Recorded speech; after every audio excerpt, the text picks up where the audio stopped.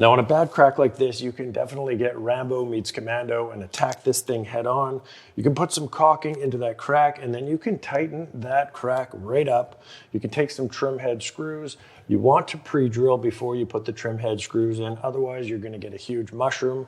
Shallow pre-drill, take that trim head screw, drive it all the way almost through the back of the baseboard and then back it out.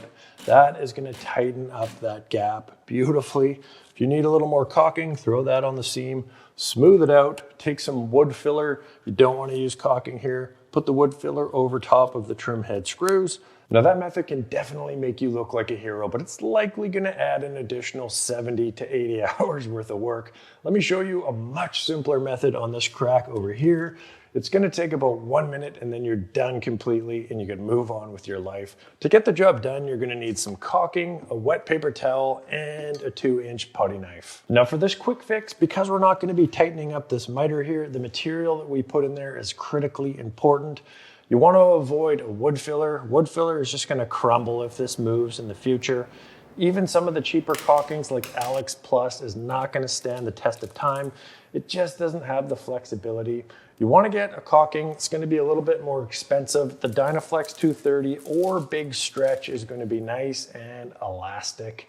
I like Dynaflex 230 slightly better than Big Stretch just because I've found that it doesn't go as yellow over time. Now the first step here is to take the 2-inch putty knife and just try to clean any loose bits. If there's some dried up caulking, anything that you can scrape off is going to make a difference. So get in there, go back and forth, and scrape out any of the loose bits. Now the key here is we want to fill up this void with the caulking. To do that, you're going to need a very small tip on the end. Otherwise, it's just going to put it all over the surface and make a huge mess.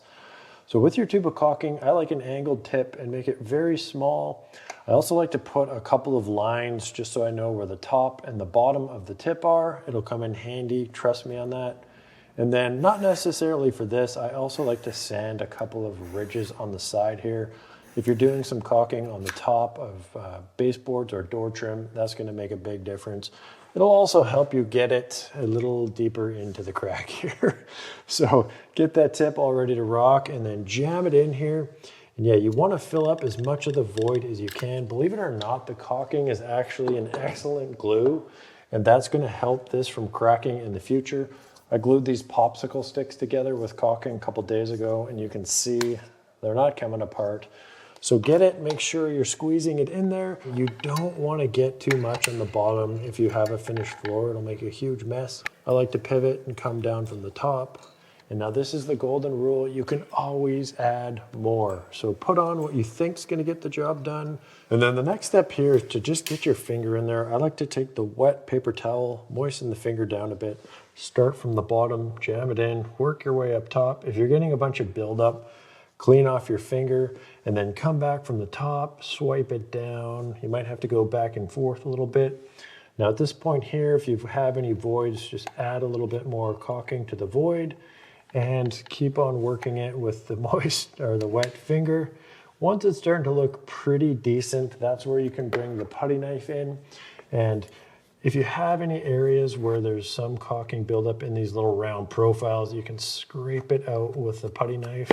If you've got any buildup on the side here, you can also wipe that off with a paper towel. You want to avoid getting the paper towel right into the seam and wiping it down. What happens there is you end up wiping out too much of the caulking and it's going to crack in the future. You want to leave a bit of a buildup. The finger is kind of the perfect profiling tool there. And this is going to be a bit of back and forth. You can drive yourself mental trying to get it to look perfect. But go back and forth, wipe it down, clean out the profile. You might have to add a little bit more in. Work it a few times until you are just about ready to hate yourself. And it's looking pretty decent. And now you can see this is looking good. Now, should you paint that caulking? You probably should paint the caulking, but let's be honest, you don't have to. When that dries, you're never going to notice it. Will it collect more dust than if you would have painted it? Yeah, it will collect a little bit more dust, but you're always going to be able to take like a wet, soapy piece of paper towel and clean that caulking off. By all means, if you want to paint that, paint it. The other fix that we talked about earlier, because you're going to have these nail holes and the filler there, you're gonna end up painting that. And the thing is once you start painting one area, where do you stop? You don't wanna have one perfectly painted baseboard and then the rest of the house is all crappy looking baseboard. So with this fix here, you can just caulk it, walk away. And hey, if you've got some outside corners on your baseboard that are all mangled up, maybe your dog was chewing it, maybe you jammed a couch into one of the corners and you want to fix that up, check out this video right over here. We're back talking caulk. We cannot stop talking about it. We're rolling. We're working today with the cameraman, so if I'm sounding a little weird, that's why. All right, this is going great. Oh, God.